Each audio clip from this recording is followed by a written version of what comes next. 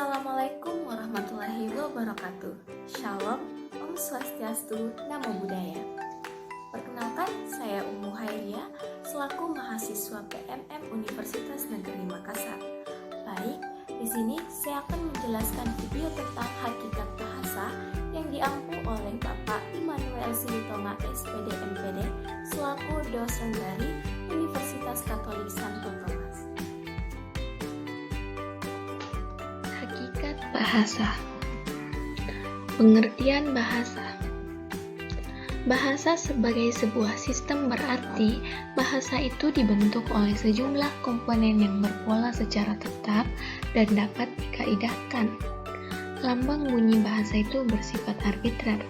Artinya, hubungan antara lambang dengan yang tidak bersifat wajib dan tidak dapat dijelaskan mengapa lambang itu bermakna tertentu. Bahasa bersifat produktif, artinya dengan sejumlah unsur yang terbatas dapat dibentuk ujaran-ujaran bahasa yang hampir tidak terbatas. Misalnya, dalam Kamus Umum Bahasa Indonesia susunan W.J.S. Purwadarmita, bahasa Indonesia memiliki lebih dari 23.000 buah kata. Namun, dengan 23.000 buah kata itu, dapat dibentuk kalimat sebanyak jutaan atau tidak terbatas. Bahasa juga bersifat dinamis, artinya bahasa tidak lepas dari kemungkinan perubahan yang sewaktu-waktu dapat terjadi.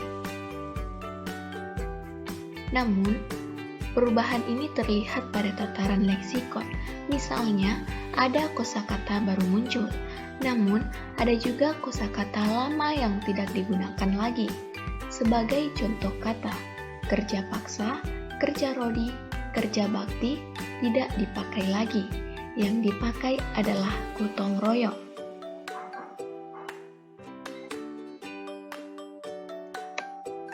Fungsi bahasa. Halliday misalnya, di dalam tulisannya yang berjudul Exploration in the Function of Language dalam Sumarla DKK 2003 mengemukakan 7 fungsi bahasa sebagai berikut. 1. Fungsi instrumental atau the instrumental function. Dalam hal ini, bahasa berfungsi menghasilkan kondisi-kondisi tertentu dan menyebabkan terjadinya peristiwa-peristiwa tertentu. Contoh, 1. Cepat pergi. 2. Silahkan Anda duduk. B. Fungsi regulasi. The regulation of theory function. Dalam hal ini, bahasa berfungsi sebagai pengurai, pengendali, atau pengatur peristiwa, atau berfungsi untuk mengendalikan serta mengatur orang lain. Contoh, kalau Anda rajin belajar, pasti Anda sukses. 3. Fungsi penerimaan atau fungsi representasi, the representational function. Fungsi penerimaan atau fungsi representasi, dalam hal ini, bahasa berfungsi untuk membuat pernyataan-pernyataan, menyampaikan fakta-fakta dan pengetahuan, menjelaskan atau melaporkan realitas yang sebenarnya, sebagaimana yang dilihat atau dialami orang. Contoh, jalan ke daerah pegunungan, naik turun dan berkelok-kelok. 4. Fungsi interaksi atau the interactional function. Dalam hal ini, bahasa berfungsi menjamin dan memantapkan ketahanan dan keberlangsungan komunikasi serta menjalin interaksi sosial. 5. Fungsi perorangan atau the personal function. Sebagai fungsi perorangan, fungsi ini memberikan kesempatan kepada pembicara untuk mengekspresikan perasaan emosi pribadi serta reaksi-reaksi yang mendalam. Misalnya, dari bahasa yang dipakai oleh seseorang, maka akan diketahui apakah dia sedang marah, jengkel, sedih, gembira, dan sebagainya.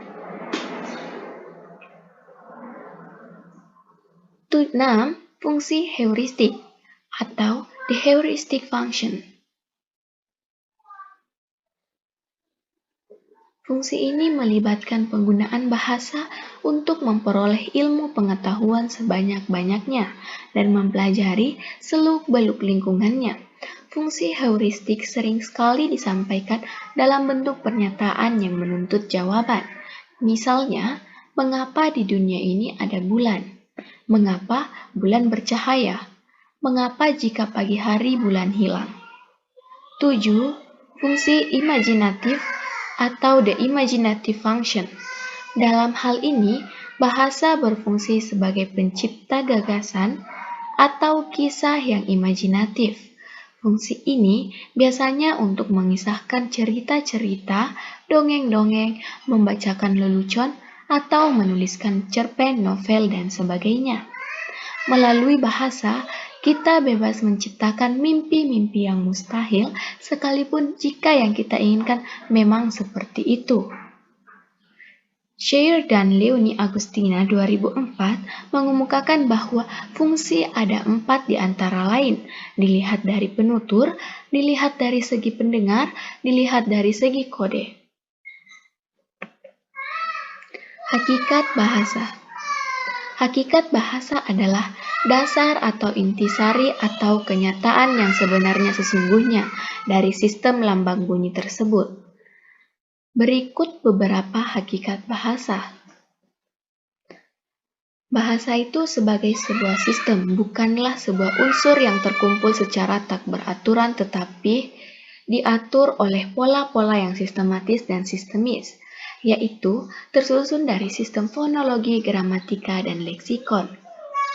2. Bahasa itu berupa bunyi-bunyi yang dihasilkan oleh alat ucap manusia. 3. Bahasa itu arbitrer. Tidak ada hubungan wajib antara lambang bahasa dengan yang dilambangkannya. Andai ada hubungan wajib antara lambang dengan yang dilambangkannya, maka di muka bumi ini tidak akan ada bermacam-macam bahasa. 4. Bahasa itu bermakna. Lambang bunyi kuda memiliki makna jenis binatang berkaki 4 yang bisa dikendarai. Lambang bunyi itu ada yang wujudnya konkret dan ada yang abstrak. Contohnya, kata agama tidak ada acuan referen bendanya. 5. Bahasa itu konvensional. Penggunaan suatu lambang untuk suatu konsep tertentu bersifat konvensional, yaitu berdasarkan kesepakatan masyarakat penuturnya. 6. Bahasa itu bersifat unik. Artinya, bahasa itu mempunyai ciri khas yang spesifik yang tidak bisa dimiliki oleh yang lain. Contoh, kata nasi dalam bahasa Indonesia memiliki keunikan dibandingkan dengan bahasa lainnya. Bahasa Indonesia memiliki fungsi-fungsi tertentu yang digunakan berdasarkan kebutuhan pemakainya. Dapat kita lihat bahwa ada 4 fungsi-fungsi bahasa tertentu yang digunakan berdasarkan kebutuhan pemakainya, yaitu 1. Alat ekspresi diri pada awalnya, 2. Alat komunikasi ketika kita menggunakan bahasa sebagai alat komunikasi, 3. Alat integrasi dan adaptasi sosial bahasa, 4. Alat kontrol sosial. Demikianlah presentasi saya. Sekian dan terima kasih.